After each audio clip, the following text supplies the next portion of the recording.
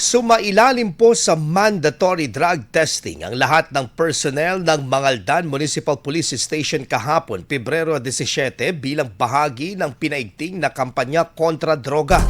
Ayon sa ulat, isinagawa ang pagkuha ng specimen ng mga otorisadong health at forensic personnel upang matiyak na maayos, transparent at sistematiko ang nasabing proseso.